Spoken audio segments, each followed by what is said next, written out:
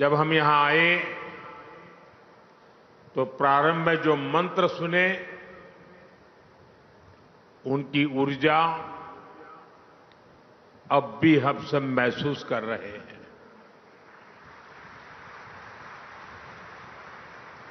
जब भी मुझे आपके बीच आने का अवसर मिला और जब जब मैं आया, वो अनुभव दैवीय अनुभव होता है, अद्भुत अनुभव होता है। और ये स्वामी दयानंद जी का आशीर्वाद है, उनके आदर्शों के प्रति हम सबकी श्रद्धा है। आप सभी विचारकों से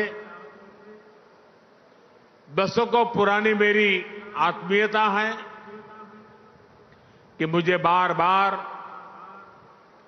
आपके बीच आने का अवसर मिलता है।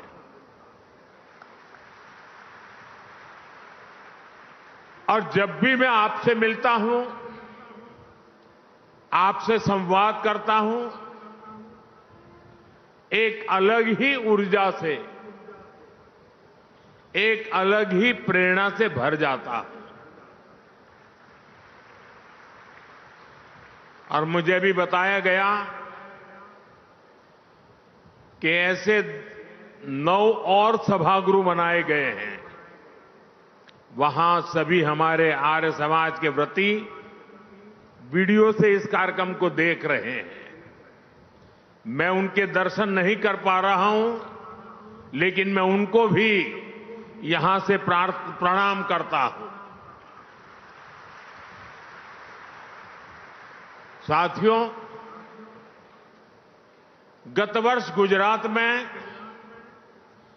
दयानंद सरस्वती जी के जन्म स्थान पर विशेष कार्यक्रम हुआ था। उसमें मैं वीडियो संदेश के जरिए शामिल हुआ था। इसके पहले यहां दिल्ली में ही मुझे महर्षि दयानंद सरस्वती जी की 200वीं जयंती समारोह के शुभारंभ का सौभाग्य मिला था। वेद मंत्रों के उच्चारण की ऊर्जा, वो हवन, अनुष्ठान, ऐसा लगता है जैसे अभी वो सब कल की ही बात हो। साथियों, तब उस आयोजन में हम सब ने 200वीं जयंती के समारोह को एक विचार यज्ञ के रूप में 2 वर्ष तक जारी रखने का फैसला किया था। मुझे खुशी है, वो अखंड विचार यज्ञ अनवरत 2 वर्ष तक चला है। समय समय पर मुझे आपके प्रयासों और कार्यक्रमों की जानकारी भी मिलती रही है। और आज मुझे एक बार फिर आर्य समाज के 150वें स्थापना वर्ष के इस आयोजन में अपनी एक और भाव आहुति देने का अवसर मिला है। मैं स्वामी दयानंद सरस्वती जी के चरणों में प्रणाम करता हूं, उन्हें आदरपूर्वक श्रद्धांजलि देता हूं। मैं आप सभी को इस अंतर्राष्ट्रीय समिट के लिए हार्दिक शुभकामनाएं देता हूं। अभी हमें इस अवसर पर विशेष स्मारक सिक्के को जारी करने का भी सौभाग्य मिला है।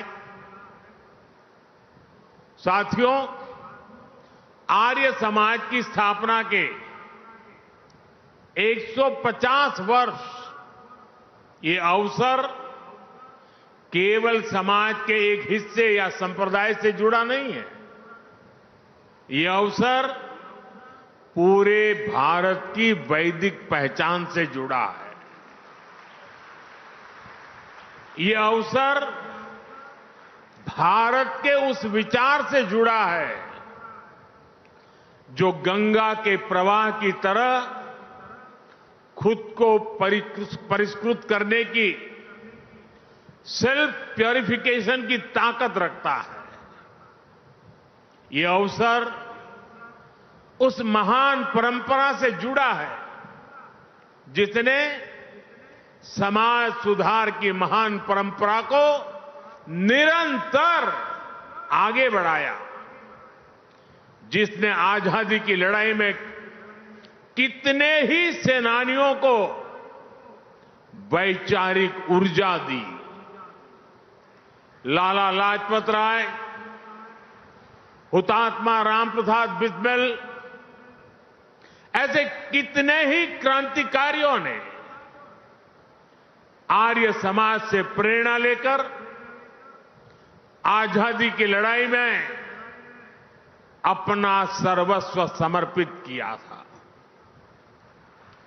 दुर्भाग्य से राजनीतिक कारणों से आजादी की लड़ाई में आर्य समाज की इस भूमिका को वो सम्मान नहीं मिला जिसका आर्य समाज हकदार था।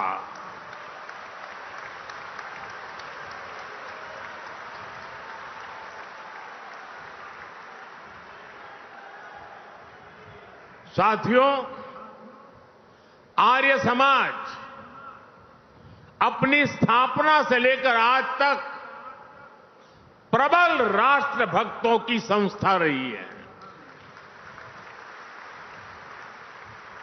आर्य समाज निर्भीक होकर भारतीयता की बात करने वाली संस्था रही है। भारत विरोधी कोई भी सोच हो, विदेशी विचारधाराओं को थोपने वाले लोग हो, विभाजनकारी मानसिकता हो, सांस्कृतिक प्रदूषण के दुष्प्रयास हो, आर्य समाज ने हमेशा इनको चुनौती दी है।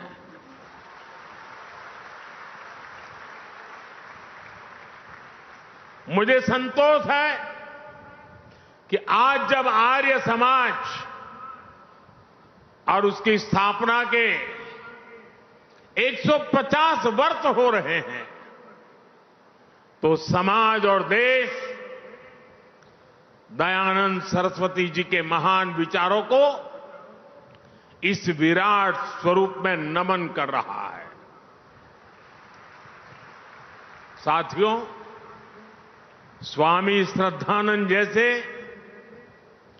आर्य समाज के अनेक मनीषी, जिन्होंने धर्म जागरण के जरिए इतिहास की धारा को एक नई दिशा दी, आज ऐतिहासिक क्षण में उन सबकी ऊर्जा और आशीर्वाद भी शामिल है। मैं इस मंच से ऐसी कोटि कोटि पुण्यात्माओं को नमन करता हूं, उनकी स्मृति को प्रणाम करता हूं। साथियों, हमारा भारत कई मायनों में विशेष है। ये धरती, इसकी सभ्यता, इसकी वैदिक परंपरा, ये युगों युगों से अमर है, क्योंकि किसी भी कालखंड में जब नई चुनौतियां आती हैं, समय नए सवाल पूछता है, तो कोई न कोई महान विभूति उनके उत्तर लेकर अवतरित हो जाती है। कोई न कोई ऋषि, महर्षि और मनीषी हमारे समाज को नई दिशा दिखाते हैं। दयानंद सरस्वती जी भी इसी विराट परंपरा के महर्षि थे। उन्होंने गुलामी के कालखंड में जन्म लिया था। सदियों की गुलामी से पूरा देश, पूरा समाज टूट चुका था। विचार और चिंतन की जगह पाखंड और कुरीतियों ने ले ली थी। अंग्रेज हमें हमारी परंपराओं और हमारी मान्यताओं को नीचा दिखाते थे। हमें नीचा दिखाकर वो भारत की गुलामी को सही ठहराते थे। ऐसी परिस्थितियों में नए मौलिक विचारों को कहने का साहस भी समाज खो रहा था। और ऐसे ही मुश्किल समय में एक युवा सन्यासी आता है।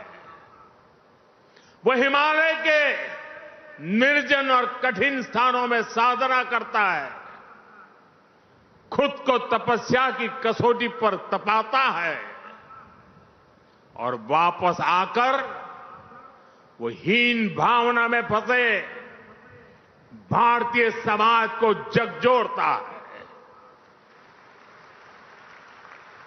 जब पूरी अंग्रेजी सत्ता भारतीय पहचान को नीचा दिखाने में लगी थी, जब समाज के गिरते आदर्शों और नैतिकता के पश्चिमीकरण को आधुनिकीकरण के तौर पर पेश किया जा रहा था, तब आत्मविश्वास में भरा वो ऋषि अपने समाज का आह्वान करता है, वेदों की ओर लौटो, वेदों की ओर लौटो। ऐसी अद्भुत विभूति थे स्वामी दयानंद जी। उन्होंने गुलामी के उस कालखंड में दबी कुचली राष्ट्र की चेतना को फिर से जागृत कर दिया। साथियों, स्वामी दयानंद सरस्वती जी जानते थे कि अगर भारत को आगे बढ़ना है तो भारत को सिर्फ गुलामी की जंजीरें ही नहीं तोड़नी है। जिन जंजीरों ने हमारे समाज को जकड़ा हुआ था, उस जंजीरों को भी तोड़नी जरूरी थी। इसलिए स्वामी दयानंद सरस्वती जी ने ऊंच नीच, छुआछूत और भेदभाव का खंडन किया। उन्होंने छुआछूत को जड़ मूल से उखाड़ फेंकने की आह्वान किया।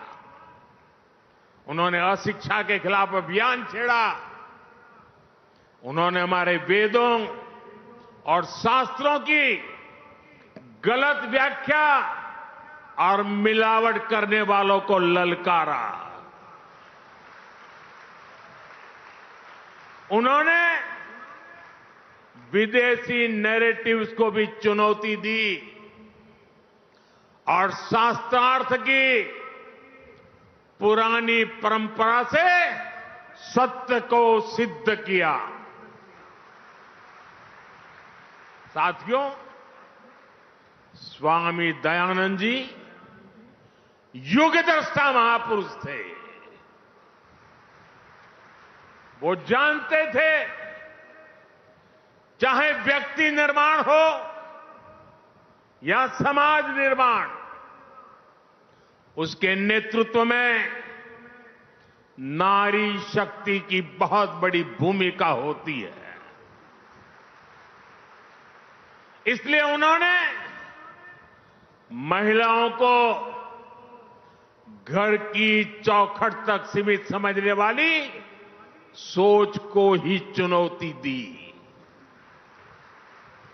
आर्य समाज के स्कूलों में लड़कियों को शिक्षा देने का अभियान शुरू किया। उस समय जालंधर में जो कन्या विद्यालय शुरू हुआ, वो देखते ही देखते कन्या महाविद्यालय बन गया। आर्य समाज के ऐसे ही महाविद्यालयों में पढ़ी लाखों लाख बेटियां आज राष्ट्र की नींव को मजबूत कर रही है। साथियों, यहां दिल्ली की मुख्यमंत्री रेखा गुप्ता जी इस समय मंच पर मौजूद है। अभी 2 दिन पहले ही हमारी राष्ट्रपति द्रौपदी मुर्मू जी ने राफेल फाइटर प्लेन में उड़ान भरी और इसमें उनकी साथी बनी स्क्वाड्रन लीडर शिवांगी सिंह।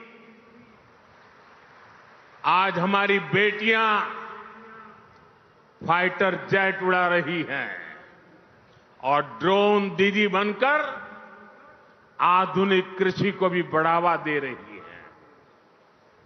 आज हम गर्व के साथ कह सकते हैं, भारत आज दुनिया के सबसे ज्यादा फीमेल स्टेम ग्रेजुएट्स वाला देश है। आज साइंस और टेक्नोलॉजी की फील्ड में भी महिलाएं लीडरशिप रोल में आ रही है। आज देश की टॉप वैज्ञानिक संस्थानों में विमेन साइंटिस्ट मंगलयान, चंद्रयान और गगनयान जैसे स्पेस मिशंस में अहम भूमिका निभा रही है। ये बदलाव बताता है कि देश आज सही मार्ग पर आगे बढ़ रहा है। देश स्वामी दयानंद जी के सपनों को पूरा कर रहा है। साथियों, स्वामी दयानंद जी के एक विचार का मैं अक्सर चिंतन करता हूं, उसे कई बार लोगों को बोलता भी हूं। स्वामी जी कहते थे, जो व्यक्ति सबसे कम ग्रहण करता है और सबसे अधिक योगदान देता है, वही परिपक्व है। इन सीमित शब्दों में इतना असाधारण विचार है कि शायद इसकी व्याख्या में कई किताबें लिखी जा सकती हैं। लेकिन किसी विचार की असली ताकत उसके भावार्थ से भी ज्यादा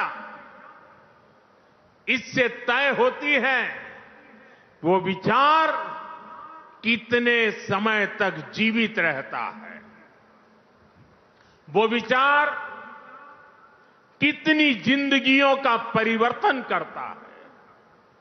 और जब हम इस कसौटी पर महर्षि दयानंद जी के विचारों को कसते हैं, जब हम आर्य समाज के समर्पित लोगों को देखते हैं, तब हमें लगता है कि उनके विचार समय के साथ साथ और अधिक प्रकाशमान हुए हैं।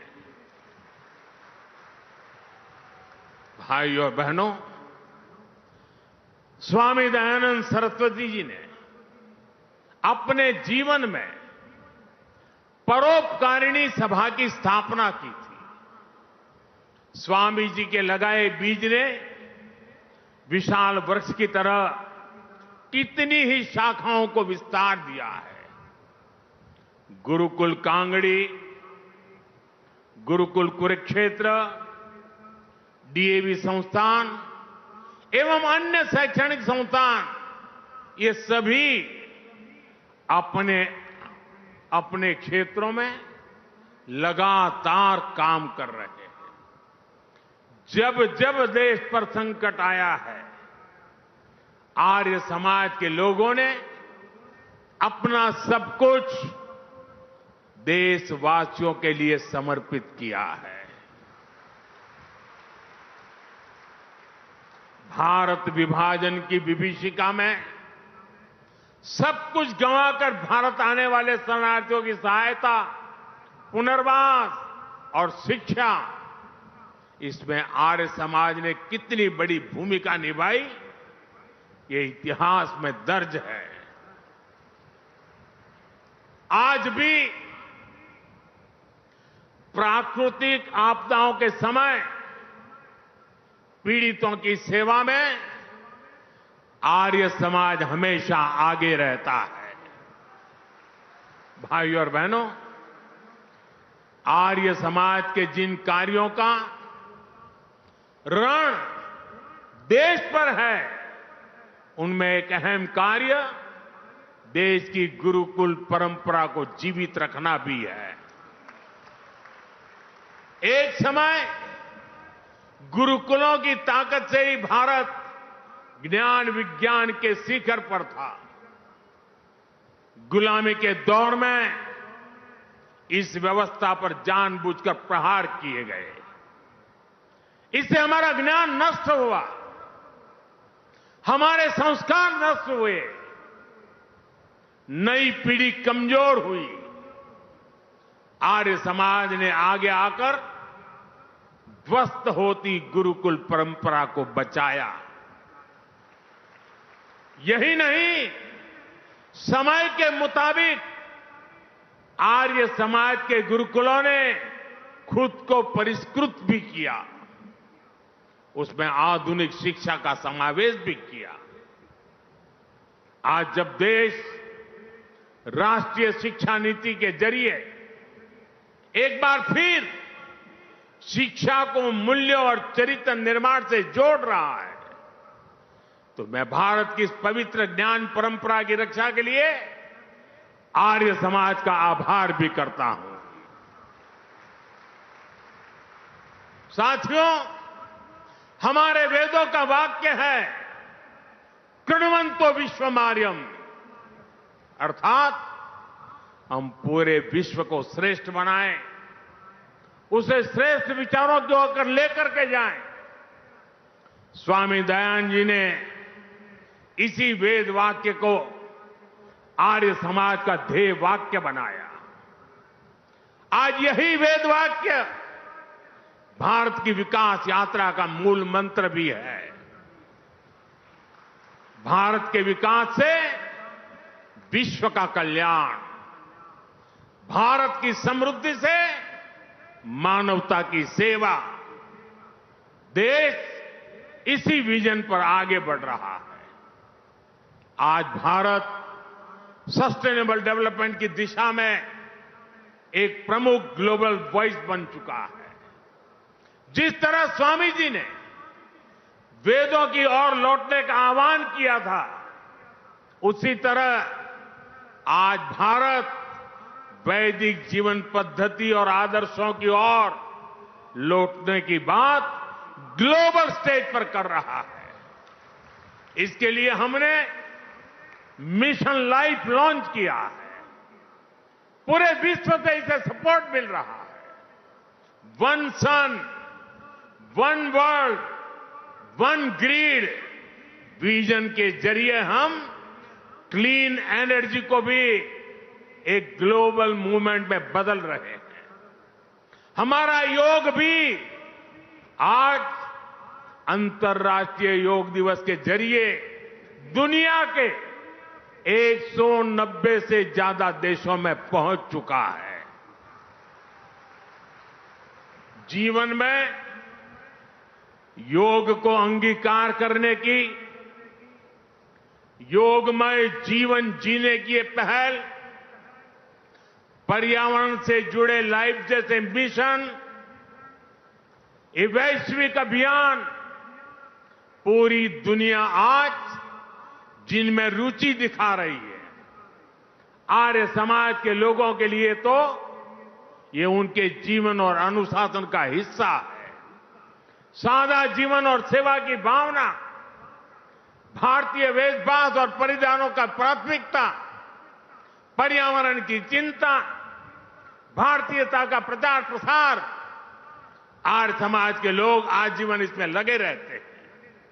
इसलिए भाइयों बहनों, आज भारत जब सर्वे भवन्तु सुखिनः का उद्देश्य लेकर विश्व कल्याण के इन अभियानों को आगे बढ़ रहा है, आज भारत विश्व बंधु के रूप में अपनी भूमिका को और मजबूत कर रहा है।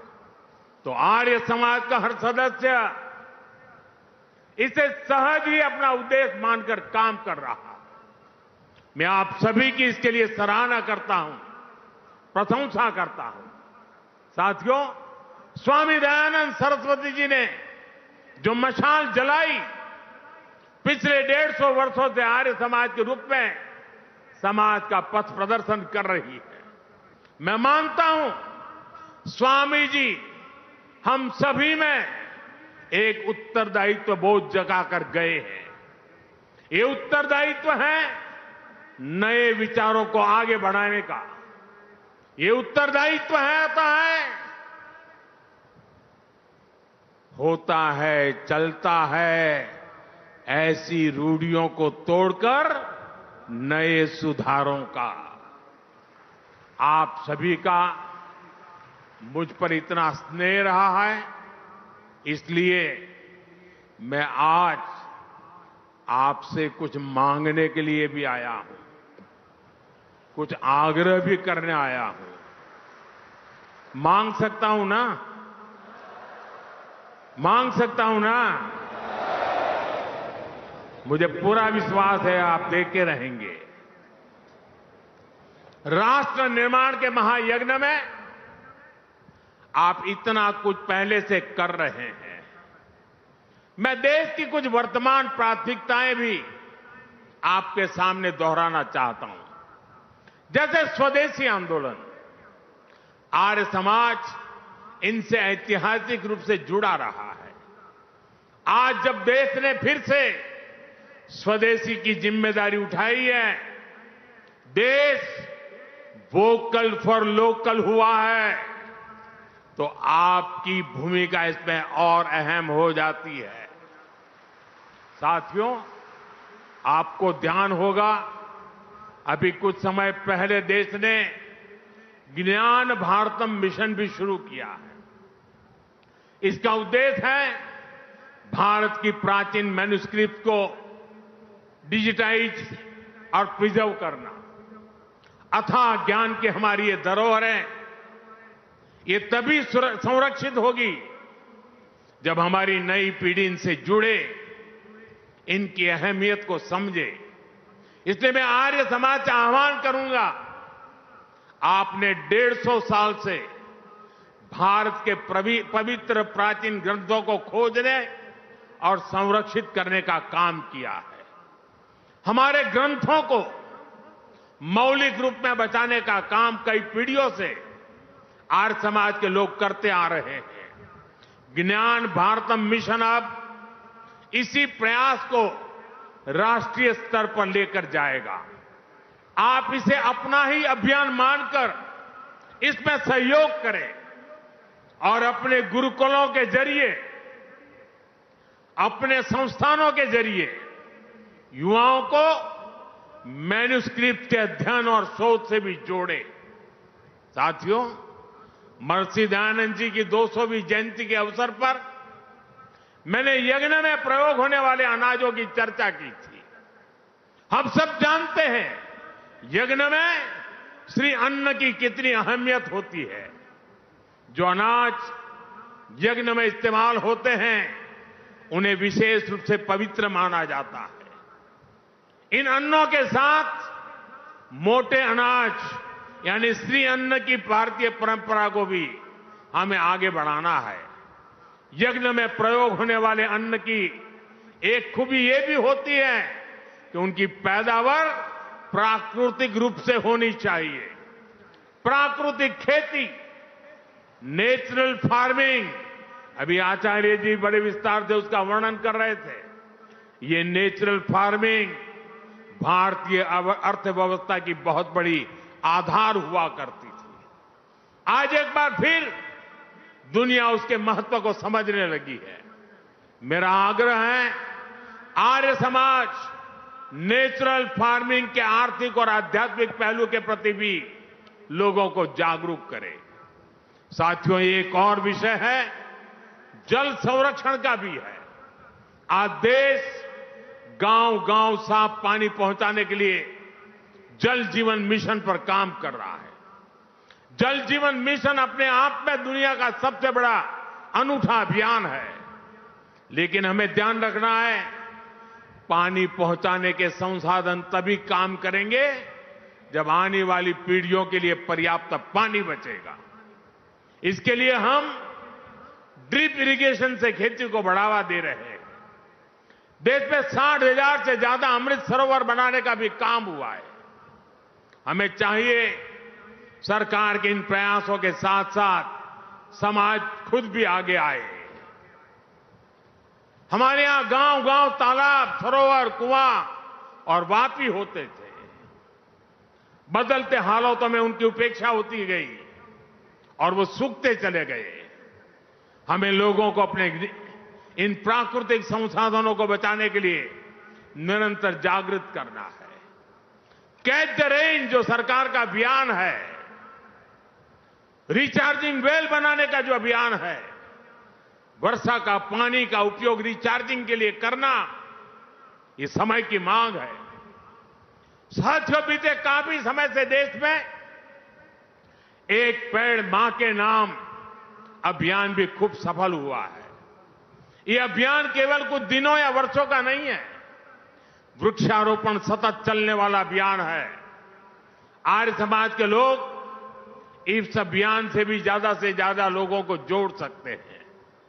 साथियों, हमारे वेद हमें सिखाते हैं, संगच्छध्वम संवदध्वम संवो मनासी जानताम, अर्थात हम एक साथ चले, एक साथ बोले और एक दूसरे के मन को जाने, यानी एक दूसरे के विचारों का सम्मान करें। वेदों के इसी आह्वान को हमें राष्ट्र के आह्वान के रूप में भी देखना है। हमें देश के संकल्पों को अपना संकल्प बनाना है। हमें जन भागीदारी की भावना से सामूहिक प्रयासों को आगे बढ़ाना है। इन 150 वर्षों में आर्य समाज ने इसी भावना से काम किया है। इसी भावना को हमें निरंतर सशक्त करना है। मुझे विश्वास है, महर्षि दयानंद सरस्वती जी के विचार इसी तरह मानवता के कल्याण का मार्ग प्रशस्त करते रहेंगे। इसी कामना के साथ एक बार फिर आप सभी को आर्य समाज के 150 वर्ष की हार्दिक शुभकामनाएं देता हूं। आप सबका बहुत बहुत धन्यवाद। नमस्कार। अपने स्थान पर खड़े होकर के प्रधानमंत्री को विदाई देंगे। यहां से